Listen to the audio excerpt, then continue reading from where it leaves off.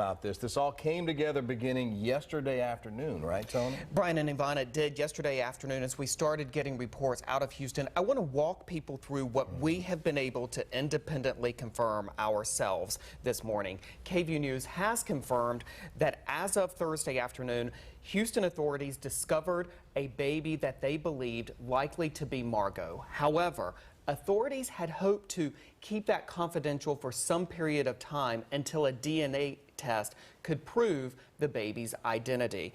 Meanwhile, a woman who authorities are investigating overnight and this morning is someone they believe that Heidi Broussard knew. Now, according to our ABC affiliate, KTRK in Houston, a body was also carried out of this home overnight. So there are a lot of moving parts in this investigation, Brian and Yvonne, that has rapidly gathered steam, as you can tell, in the past 24 hours. With a story of this magnitude, everybody seems to have their questions and their kind of affirmations about, hey, I think this is what happened. Do you believe, I mean, I guess the two questions are, did she leave on her own accord? Was she coerced? If she left on her own accord, why would she leave her stuff there?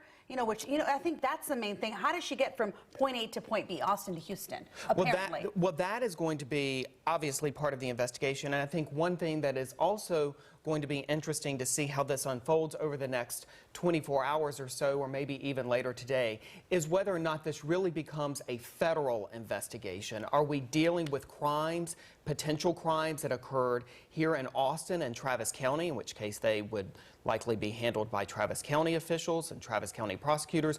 Or, Brian and Yvonne, did Heidi Broussard leave voluntarily her home with someone she knew and crimes were committed somewhere else, potentially Harris County? In that case, I could see this becoming a federal investigation and possible federal charges being filed.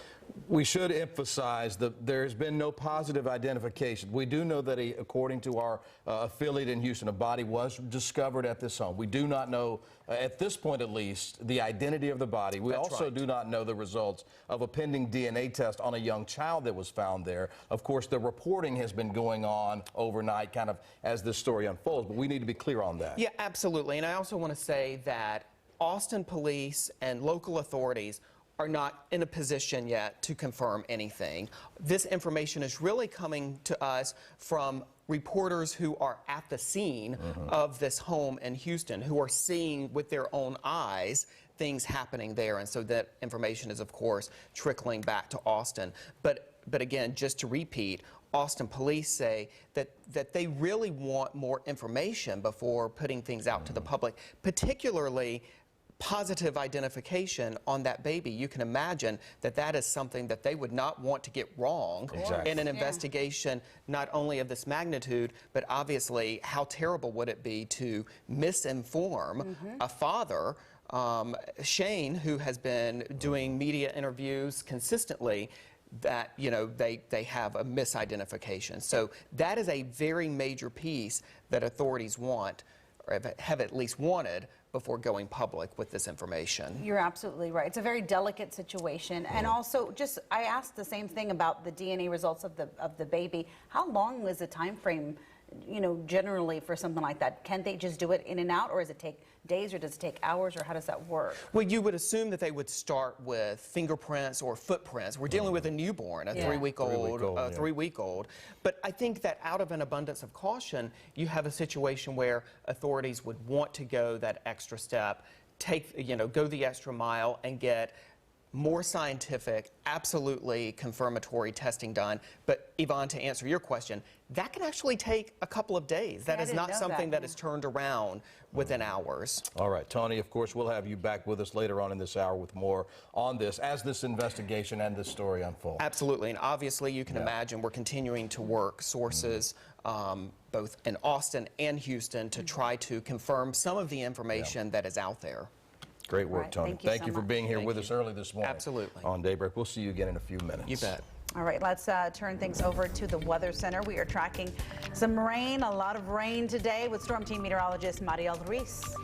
That's right. Your time now, 6:05, and we are waiting on the rain. That's going to hold off until this afternoon, though. This morning, it's cloudy, it's calm, and it's cool. Not as cold as yesterday.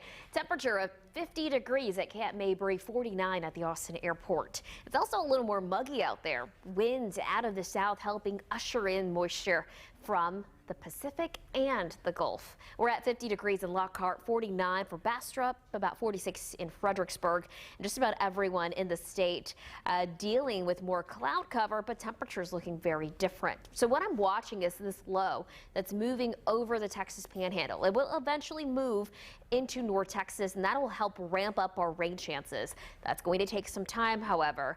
We are going to see the rain and the cloud cover increase middle of the afternoon. And look at where that moisture is coming from, the Pacific and the Gulf. So we got a couple of things working there. We are going to see our temperature stay in the upper 40s. I'm not expecting our temperature to shift too much this afternoon. About 52 degrees is where we top out.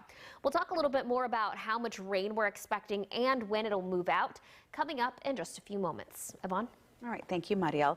Cedar Park police say remains found in a Bastrop County burn pit may be those of a missing mom who hasn't been seen since December 12. While investigators say they're sure it's Amanda Gordon, they're waiting for DNA results to confirm her identity. Now Gordon's common-law husband Samuel Bird is charged with her murder. The remains were found on a ranch owned by one of Bird's known associates. Police say it was obvious someone tried to get rid of the evidence.